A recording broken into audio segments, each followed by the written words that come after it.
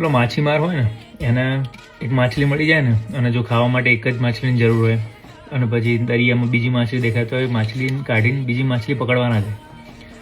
જે લોકો લગ્ન કરવા માટે પાર્ટનર શોધી રહ્યા છે ને, છોકરો શોધી રહ્યા હોય, છોકરી શોધી રહ્યા હોય, જેવું લાગે ને કે ભાઈ આ માછલીથી પેટ ભરાઈ જશે, કે ભાઈ જેની જોડે મેરેજ કરશો એને સારો છોકરો છે, સારી છોકરી છે, સંસ્કારો મળે છે, થિંકિંગ મળે છે, હોબીઝ થોડી ઘણી મળે છે, થોડું એકબીજા જોડેથી શીખવા મળશે.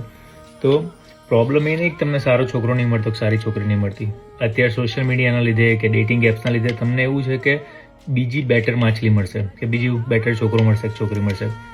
પ્રોબ્લેમ કમિટમેન્ટ કરવા માટેની જે વૃત્તિ હોય ને એ વૃત્તિ બદલાઈ ગઈ છે, એના લીધે આ પ્રોબ્લેમ થાય છે.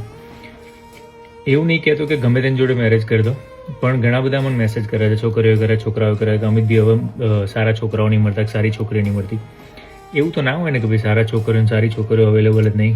કદાચ એવું હોઈ શકે કે તમે એટલી જગ્યાએ તમે વાત નહીં કરતા હોય, પણ જ્યારે બી કોઈ ગમવા લાગે ને એવું લાગે કે ભાઈ ના આ લાગે છે કે વર્કઆઉટ થશે, બહુ નેગેટિવ વસ્તુઓ ના હોય, તમારી જે ટોપ 2-3 પ્રાયોરિટી હોય મેચ થતી હોય, તો મે બી આસ્ક યોર સેલ્ફ કે ભાઈ એવું તો નહીં કે મારા કમિટમેન્ટથી બીક લાગે છે એટલે હું આ માછલી કાઢીને બીજી માછલી પકડવા જાઉં છું.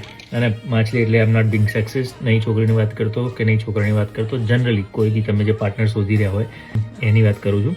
તો જસ્ટ આસ્ક યોર સેલ્ફ તો ભાઈ કમિટમેન્ટનો પ્રોબ્લેમ નહીં ને, કાં તો પછી એવું તો નહીં કે હંમેશા એવું લાગે છે કે બેટર માછલી મળશે, કારણ કે હંમેશા બેટર માછલી મળે એ જરૂરી નથી. અને ઘણીવાર આ માછલી તમે કાઢી દો અને બીજી માછલી પકડવા જાઓ અને માછલી જતી રહી તો આ બી ગઈ નહીં બી ગઈ રહી. ચાલો, ટેક કેર.